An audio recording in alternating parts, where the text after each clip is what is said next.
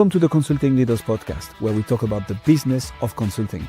Whether you're looking to grow your practice or learn from the stories of leaders in consulting, you're in the right place. I'm your host, Guillaume Jouvencel, ex-PwC and co-founder of GHA Marketing. Join me as I interview the best consultants in their niche. Let's get on with the show.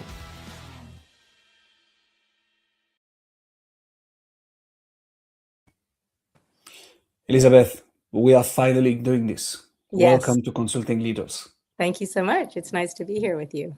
It's a pleasure to have you. Let's jump into it. So, what originally led you into meditation, and how did that eventually evolve into leadership and executive coaching?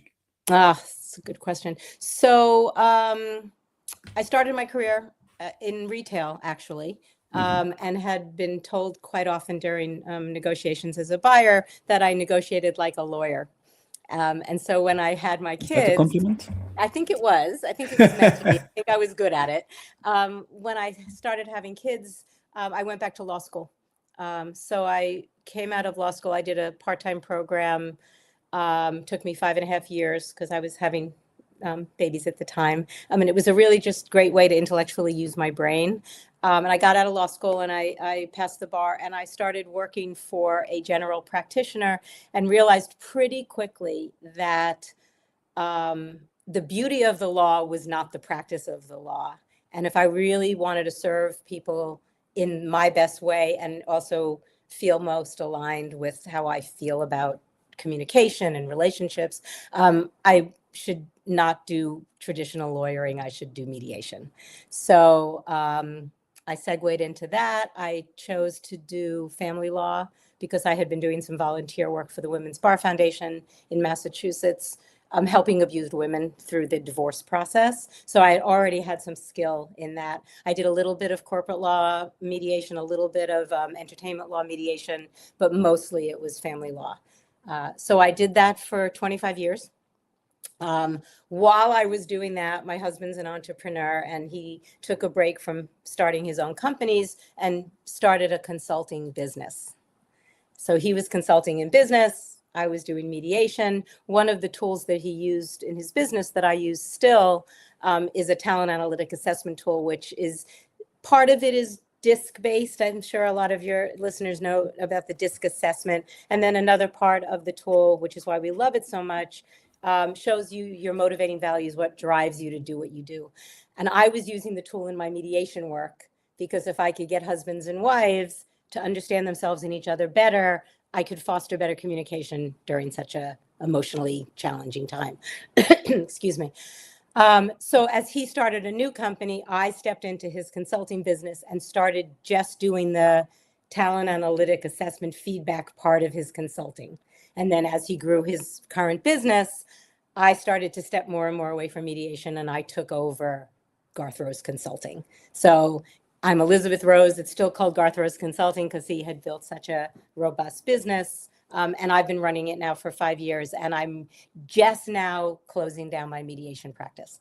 So I'm doing my last divorce mediation now, but I've shut down that part of my website, and now I'm just doing leadership and executive coaching. That's how I got here. I love this. And so I want to talk about your business. I want to ask you so many things, but there is something that I need to ask you here. How is it to take over the business of, someone else as a consultant? Like, how did you handle that? And someone very close to you. Yes. How did you handle that? How do you make sure that the clients who are usually, used to someone very specific have someone else in that? Like, how did you articulate that and make it work? It's such a great question on that psycho-emotional level too, just taking over my husband's business, right? Right. I was in retail before law school. I did corporate law. So I have a business background as well. So that certainly made his clients more comfortable. I started stepping in that more gradual way for many, many years, doing the talent analytic assessment feedbacks. So most of that ecosystem that we were working in knew me already. because I was already showing up. I was showing up in most of his meetings. He was starting to bring me in more and more often. I would sit in on meetings that weren't necessarily just about that tool, but more just general leadership coaching. And so by the time he really stepped away, I was well known already. I was already getting referrals on my own. I was already doing separate meetings. So it was a gradual, organic transition. For a period of time, he's just an expert in sales and marketing. For a period of time, I would bring him in as a one-off if someone was revamping their sales team, so that they still felt that there was support from him. In fact, he's doing a sales revamp for one of our clients coming up this month. He never does it anymore, but they were really looking for a big, we are shifting our business. And he said to me, do you think I should do this? And I'm like, oh, absolutely, do this, right? Because it keeps him in the game. He loves it anyway. And it keeps our clients feeling a sense of stability. Mm-hmm. From taking over my husband's business, there was a lot of, we had to navigate a lot of, this was his baby. He grew it from 15 years ago, and I was stepping in, and was I certainly not doing it the way he does it, because we're two different people and we process information and navigate differently, but just to be respectful of the loss for him, right? Excitement that I'm taking over, that it's a family business, that I've taken it over. We've brought our son in now, so it's a true family business. And the loss for him of this thing that he built, right? And so there's I always say there's grief that comes from joy. As we step into something new in his business, he was leaving something he built. So we navigated that as a couple also, which was great. So, yeah. Lots of respect for that. Yeah, thank you. So, in your consulting practice, tell us a bit more about the number one problem that you solve now. What is it that you help people with? Okay. The number one thing I truly do mostly these days is help people regulate their nervous system. I could teach any leader great accountability skills, delegation skills, active listening, how to run great one-on-one meetings. If they're activated, they can access their toolbox of skills, right? And so much of my coaching, it's called leadership coaching, is really that emotional bucket of self-awareness, self-regulation. How do I modulate in real time? How do I recognize when the activation is starting so that leaders can stay in the game, right? We want them to stay in the game. It's not activating, right? We all do. We're humans. We're in an emotional body.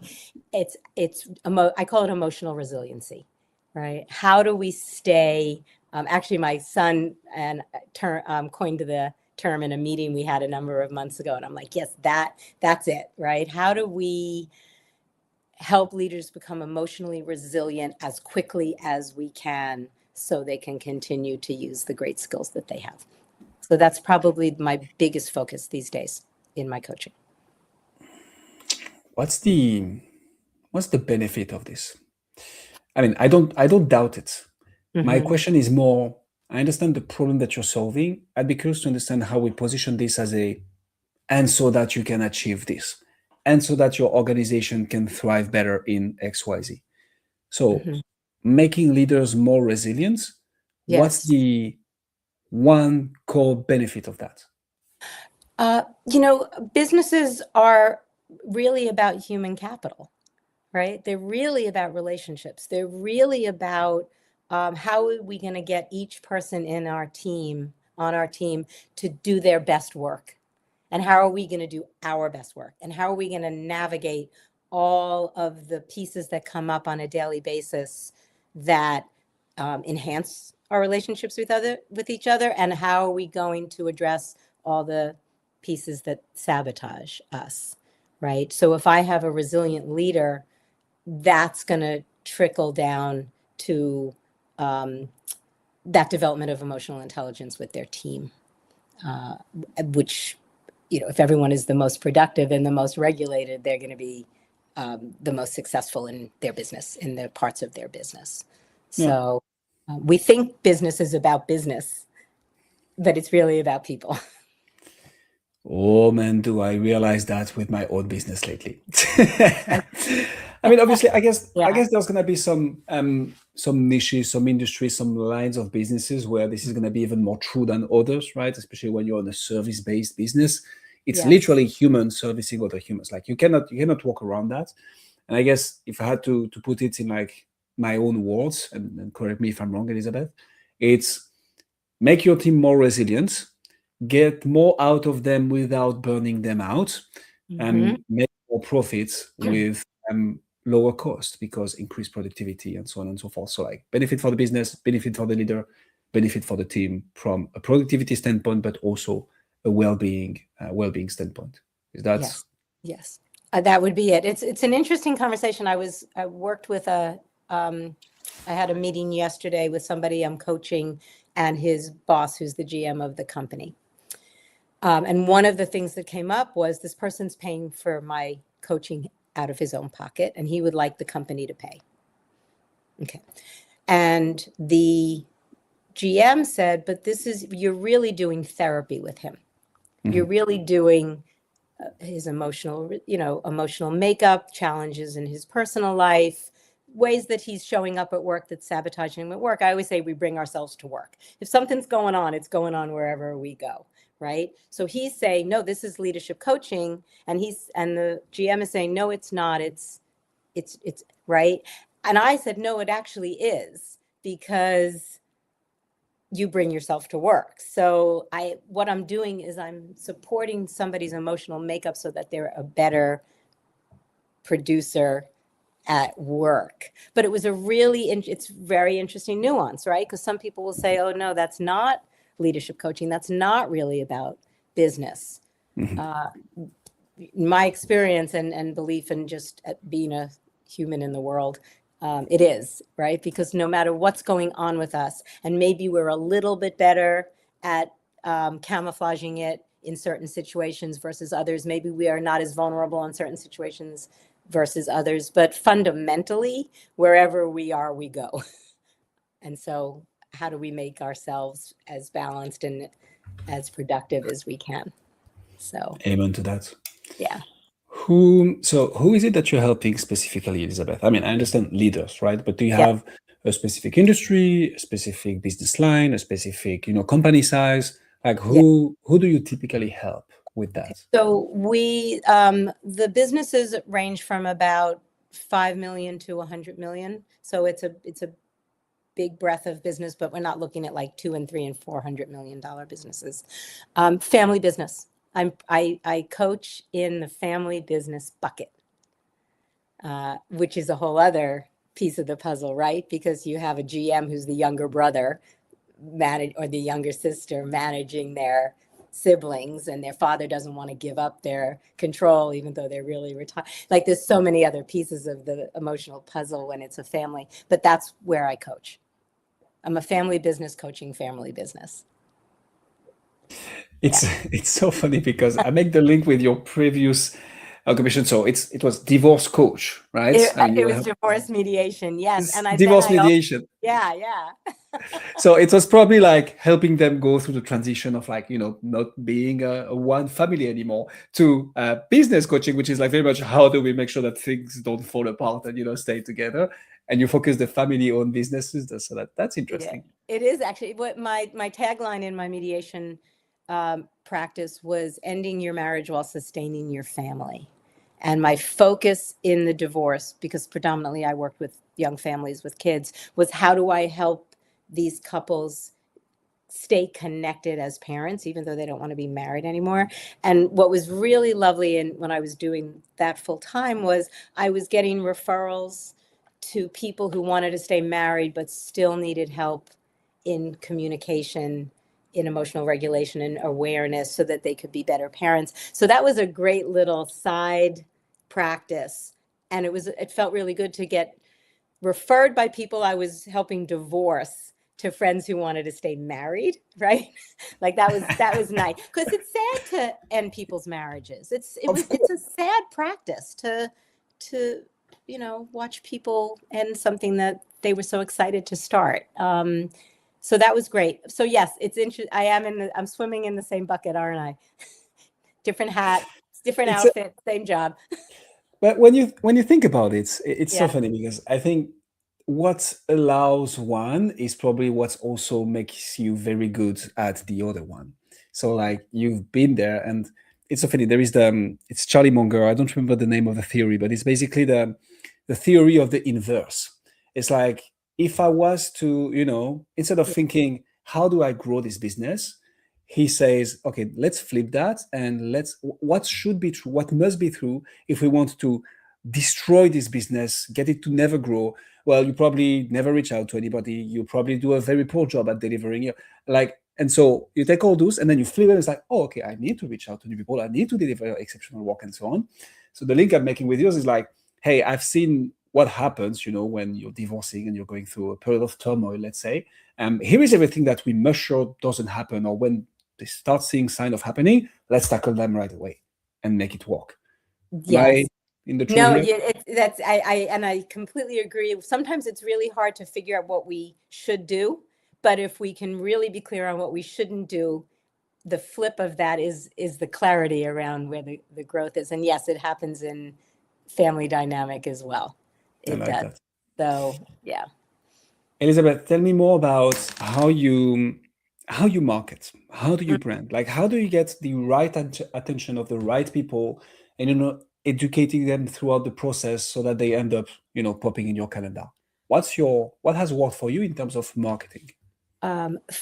It's interesting. So for the mediation work, I started doing mediation before it became a really big thing.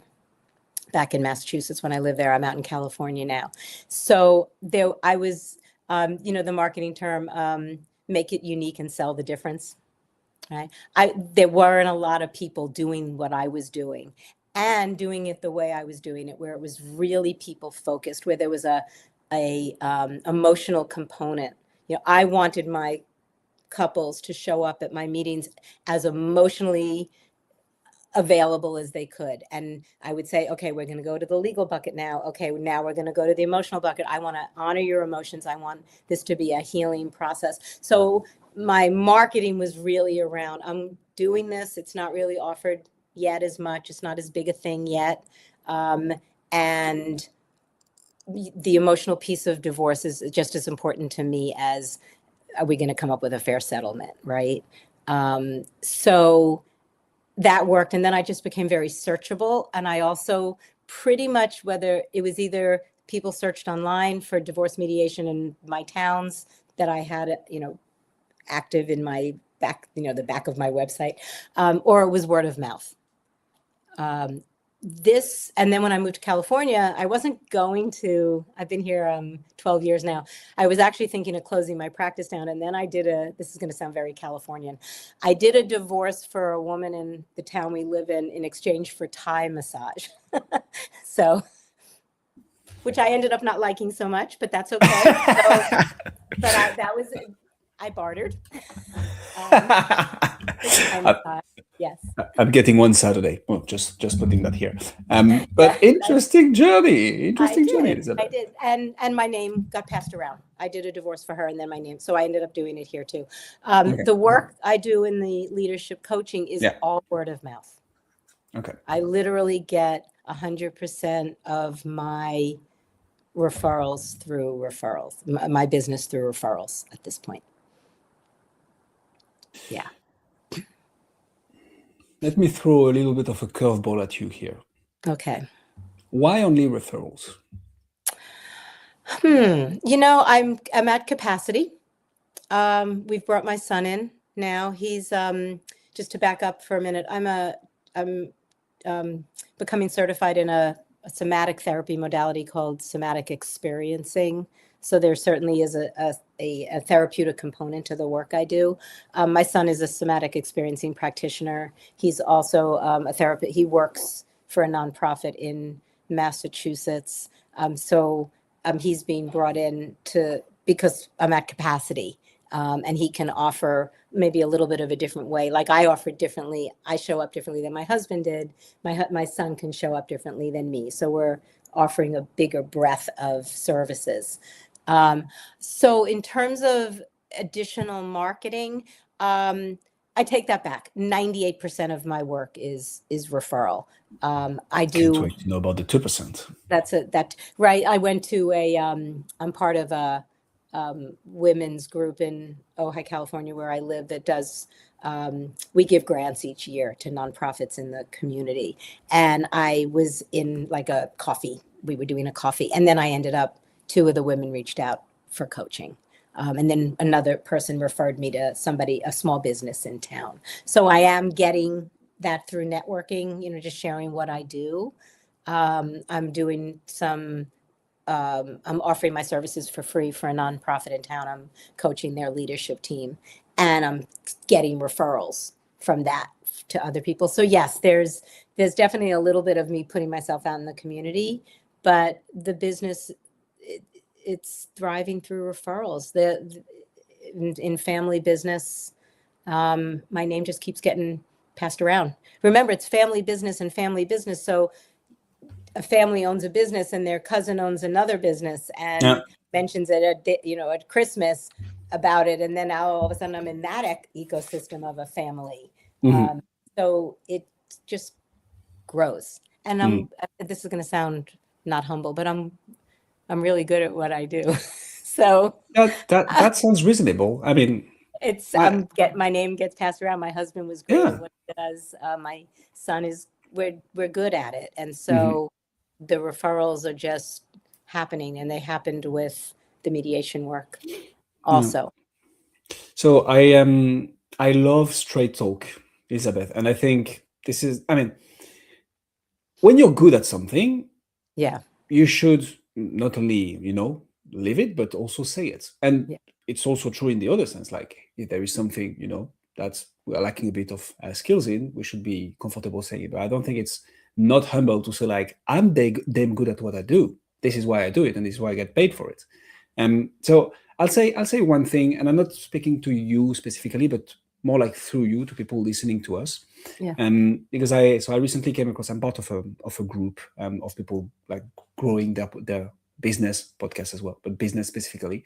And the guru organizing everything made like a 42 million exit, has a $250 million company now. And he came with those stats that I found interesting and that are actually very applicable to the coaching and consulting space. Around referrals. So, and again, I'm saying this, if you're at capacity, if you're at the level we want with your business, then congratulations, you've won. And I mean it, like this is great. I'm not talking to the people listening to us who want to go past that and kind of grow. You 100% should rely on referrals, because this means you're doing a good job. That said, when you have an additional acquisition channel, having good systems in place for referrals should represent about 30% of your acquisition. Meaning if right now you're great and you're only getting referrals, your business has a potential 3.2x multiplier. So that's some stats. And optimizing everything around that, I think is very interesting. Again, that's when you want to grow. And the other thing I would say is, if you get more demand, the worst thing that can happen is you increase your prices. So it's great to be at capacity. If you have more demand than you can handle, you'll be able to charge more. I like that stat because it puts a perspective of like, hey, here is what's possible in case you want it. Closing the parenthesis. Walk me through the sales motion at your business, Elizabeth. Like, how do you go from those referrals, right? 98% of those, from like an introduction to a sales conversation, an SOW, a letter of engagement. How do you go through the sales motion to get from a lead to a deal? To a deal. Okay, that's a great question. I'm going to put that over here for 1 second. I'm just going to respond back to one other thing. Please.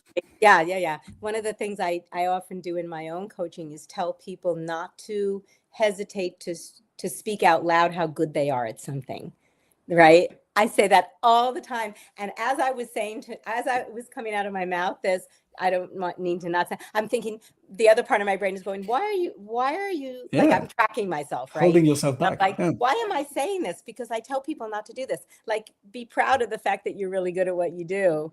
So it was interesting that you picked up on that, because my little inner voice was going, why am I apologizing for being great at it? So I appreciate you even bringing that up. Amen.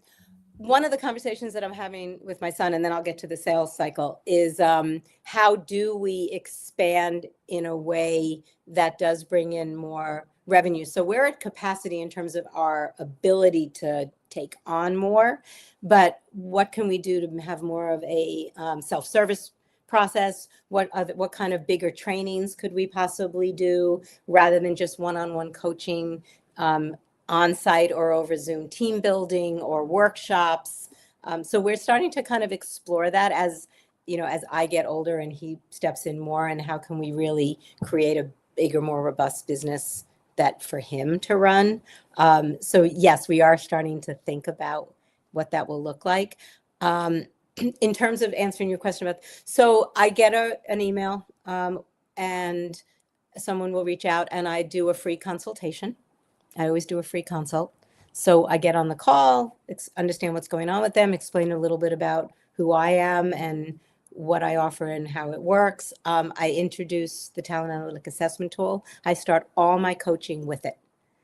It's just a really great tool.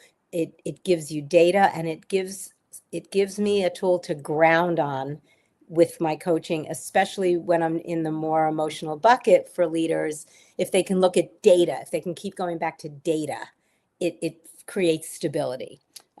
So if we move into, yes, I'm interested in working with you, I have people take the tool, and then I give another free feedback on the tool. So I'm actually usually offering 2 free sessions.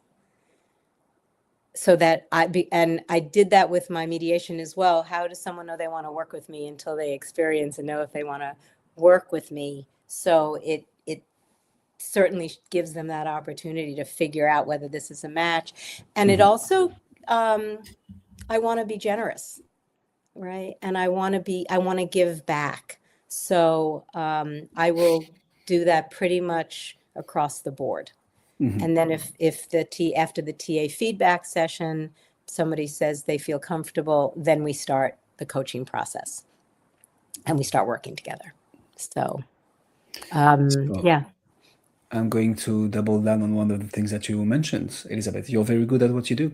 So one of the things that we haven't talked about in this episode, but I think it's the perfect opportunity to mention, is we live in a trust recession world, and building authority, building trust in front of the right decision maker as a B2B coach or consultant is key. And the thing that I try to push as a message as much as possible is, if you can embed that trust and authority building within your sales process, your close rate is going to explode.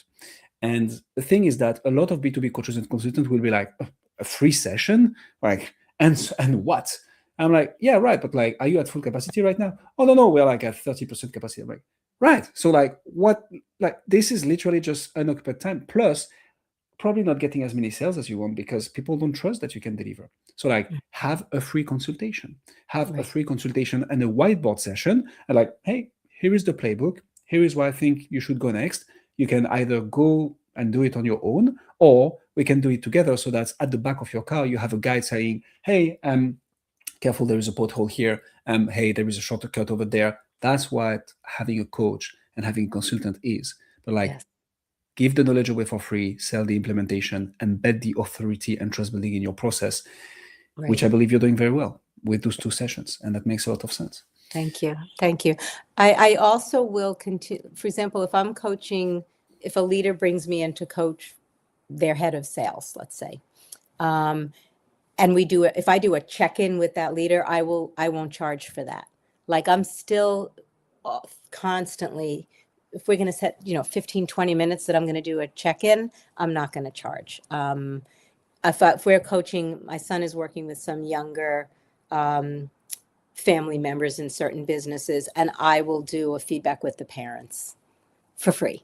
I'll just offer, every couple months, let's just check in, right? How do I help you as one mom to another to support your son who's going through this growth opportunity? And I won't charge. So we're constantly giving away, but what we do, we're nurturing, right? We're creating a container of safety is what we're doing. I like that. Thank you.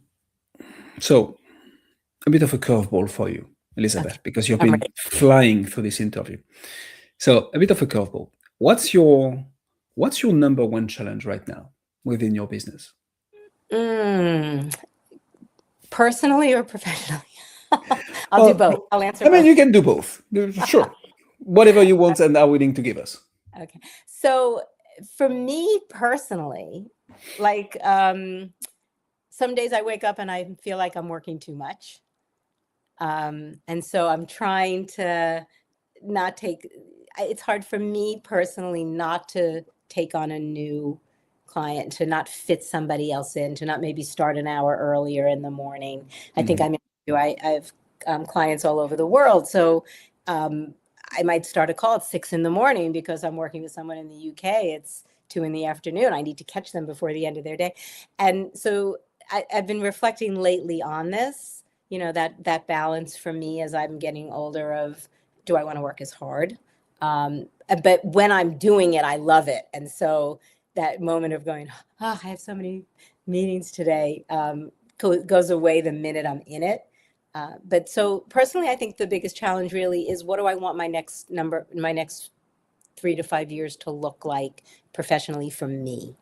The biggest challenge probably in the coaching bucket is I find that leaders want results fast.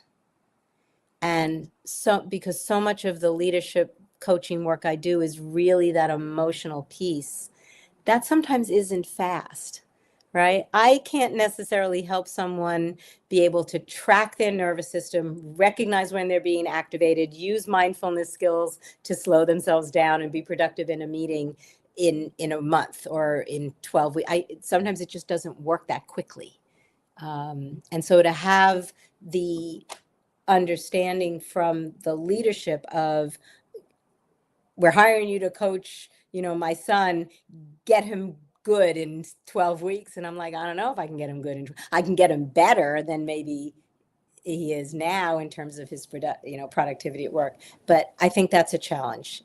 It takes time to grow. And sometimes it takes longer than we might want. So should I say always? Always, as told my therapist that the other day. I was like, why am I back in this bucket that I thought I fixed 2 years ago? There it is again. So, yeah. So as an overworked 12 to 14 hours a day, 6 days a week founder who wants to get results much faster than they can possibly happen, I can very much relate to everything that you've just said, Elizabeth. So cool. We are two, at least, that we know of. Yeah. Elizabeth, this was great. Thank you so much. If people want to find out more about you, see what you do, where should they go? The website is garthrose.com, www.garthrose.com. My email is elizabeth@garthrose.com. And I would be happy to speak to anybody. I'm looking forward to it. We'll put all the links in the description. I can say one thing for sure is that you've gained at least one new connection on LinkedIn out of this interview. Me, I just added you. Elizabeth, thank you so much for coming on Consulting Leaders. Thank you so much. I'm really glad we had this opportunity to connect. And now you got me thinking about, okay, if I'm only at a third of my capacity because I'm only doing referrals, now what am I, like now my brain, you planted a little seed in there. The seed is planted. You did. You planted a seed for me. So I might have to pick your brain. Thank you so much, Elizabeth. All right. Thank you. All right. Have a good day. Thanks for joining us on this episode of the Consulting Leaders Podcast. We hope you learned valuable lessons on how to grow your practice and take your business to the next level. Make sure to subscribe and leave us a review wherever you're listening to this show so you never miss an episode. To apply and be a guest on the show, click the link in the description. See you next time. How